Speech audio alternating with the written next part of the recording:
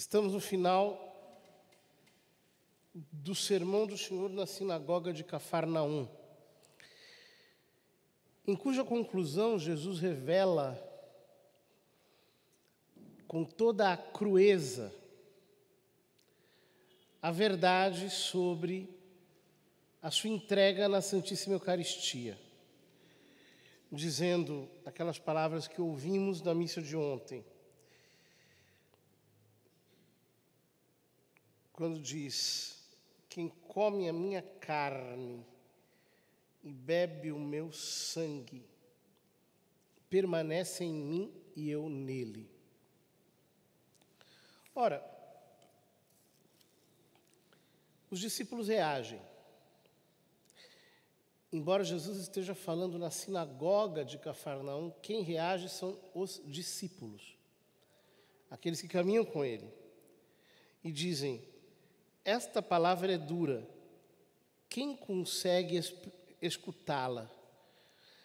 Porque eles estavam entendendo que Jesus entregaria a sua carne em pedaços, entregaria a sua carne de maneira cruenta, de modo que eles iriam como que tomar a carne humana ao modo dos canibais e destroçá-la com os dentes. Sabendo que seus discípulos estavam murmurando por causa disso mesmo, Jesus perguntou: isto vos escandaliza? E quando virdes o Filho do Homem subindo para onde estava antes? E aqui ele mostra que não se trata de uma entrega cruenta. Por quê? Quando ele sobe aos céus, ele é um. Assim como quando ele se dá na Eucaristia, ele é um. Ele não se divide. Ele não se despedaça. Então, Nosso Senhor está explicando que essas suas palavras têm que ser entendidas de um modo espiritual, e por isso diz: o Espírito é que dá vida, a carne não serve de nada. As palavras que vos falei são espírito e vida. Ou seja, ele está dizendo: não interpretem o que eu lhes estou ensinando de maneira carnal, porque estas palavras que eu vos digo são espírito e vida. Ou seja, elas precisam ser entendidas de acordo com a fé. Precisam ser muito bem acolhidas. É interessante que alguns que negam a doutrina sobre a Eucaristia se escondem por interpretações um pouco estranhas desse capítulo. Então, por exemplo, quando Jesus diz: eu sou o pão da vida, eles dizem: bom, mas Jesus disse também que é a luz, e nem por isso nós dizemos que a luz é o Cristo de maneira real. Ele disse: eu sou a vida, e nem por isso nós dizemos que toda forma de vida é o Cristo real. Eu sou o caminho, e nem por isso nós dizemos que todo caminho é o Cristo real. Como eu explicava, o capítulo 6 de São João é dividido em duas partes. Na primeira, ele diz: eu sou o pão da vida. E ele diz que nós precisamos nos alimentar dele pela fé. Na segunda parte, porém, ele diz: o pão que eu vos darei é a minha carne, dada para a vida do mundo. E aqui, e a partir daqui, ele revela a doutrina sobre a Eucaristia. Sendo que, antes da sua paixão, ele toma o pão e diz: isto é o meu corpo. Ele toma o cálice e diz: este é o cálice do meu sangue. Ele não faz isso com a luz, nem com a água, nem com o caminho, nem com nenhuma outra coisa, para nos mostrar que este sacramento possui, efetivamente, um significado importante a partir desses trechos de São João. No entanto, ele não se nos oferece ao modo de uma outra heresia, que é a heresia da manducação. A manducação diz que nós comemos o corpo de Cristo na Eucaristia como se nós comêssemos um churrasco, como se nós comêssemos carne mesmo, né? Não é desse modo. Não é nem a manducação, nem o que dizem os protestantes, tem muitas doutrinas contraditórias, né? Uns dizem que o pão significa, mas não é Cristo, ou que o pão subsiste com nosso Senhor Jesus Cristo, mas ele não se torna verdadeiramente Cristo. Outros dizem que é apenas uma presença espiritual que vem pela fé. Então, quando nós tomamos o pão com fé, então, pela fé, aquela presença espiritual de Cristo se torna presente, é a chamada transfinalização. Há tantas doutrinas eucarísticas heréticas, sendo que a doutrina católica, conservada desde sempre e muito bem sintetizada por São Tomás de Aquino, depois definida infalivelmente pelo Concílio de Trento, é equilibrada. Ou seja, Nosso Senhor está realmente na Santíssima Eucaristia. Realmente. Ele vivo, glorioso, ressuscitado. Mas essa presença de Cristo, ela não é como uma presença de uma coisa, que ele está, digamos assim, uma coisa ocupa um espaço de maneira parcial, né? Então, você tem uma parte aqui, uma parte lá. Não é assim, porque em cada hóstia está Cristo inteiro. Em cada parte da hóstia está Cristo inteiro. E se houver um fragmento que se desprende, ali está Cristo inteiro. Ou seja, essa presença é uma presença real, mas aqueles acidentes do pão permanecem, sinalizando onde está Cristo.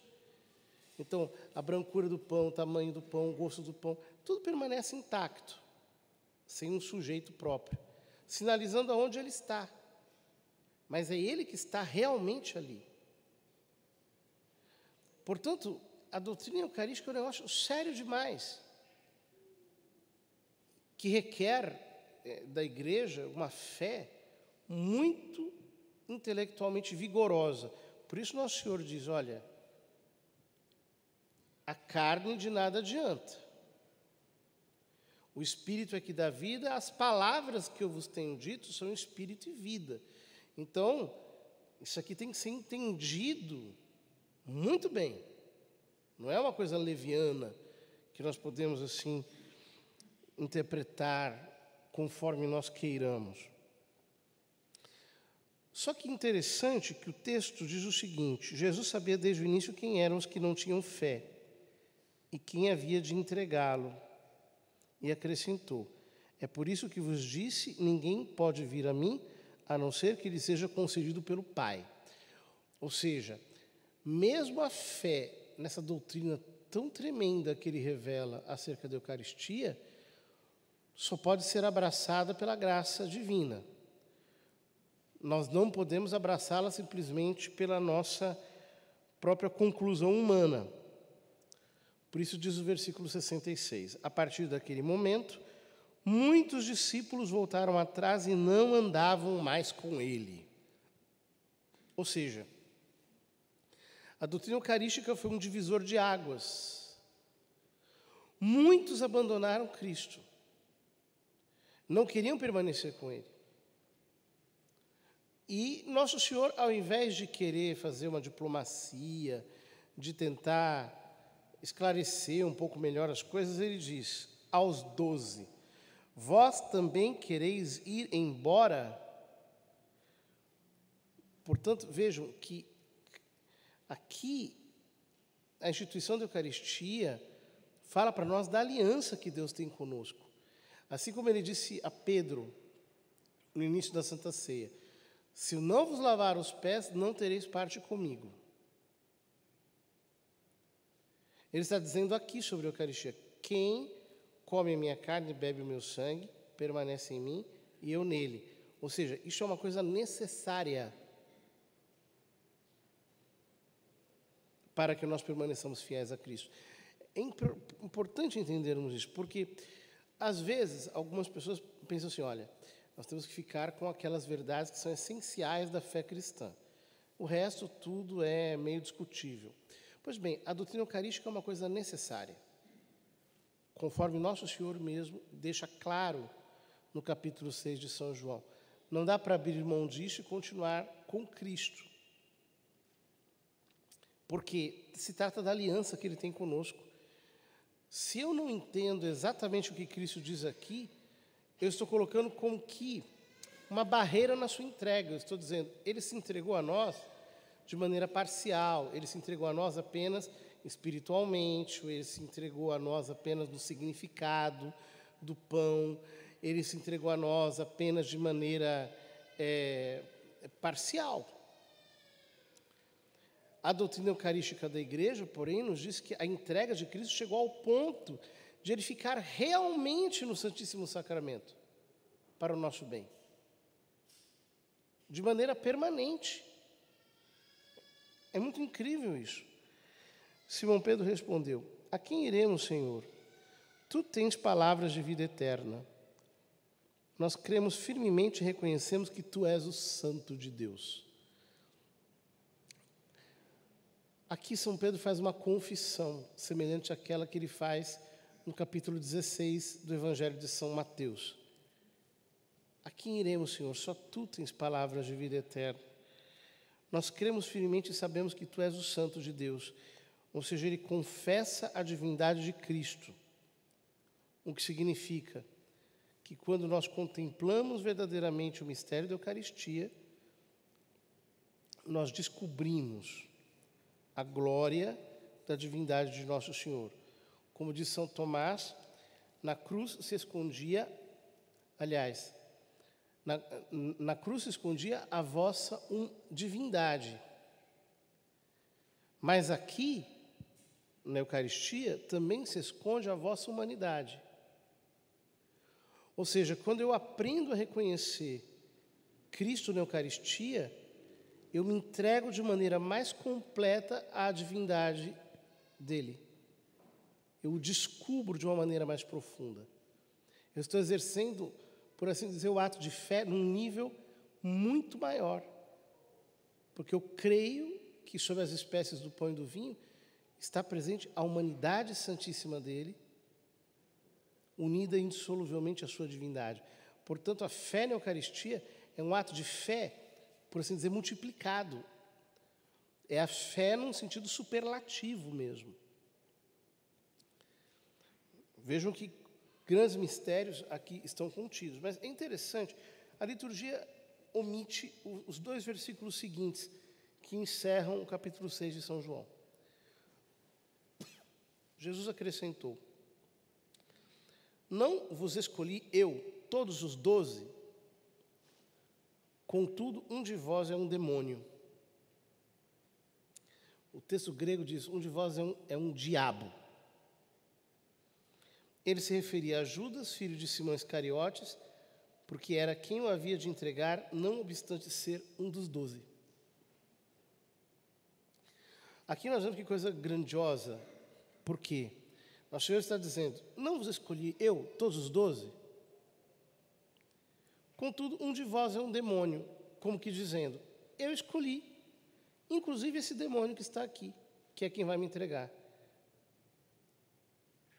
Esse que, depois de cometer o sacrilégio da comunhão na noite da Quinta-feira Santa, depois será possuído pelo diabo, conforme diz o próprio São João, para entregar a Cristo.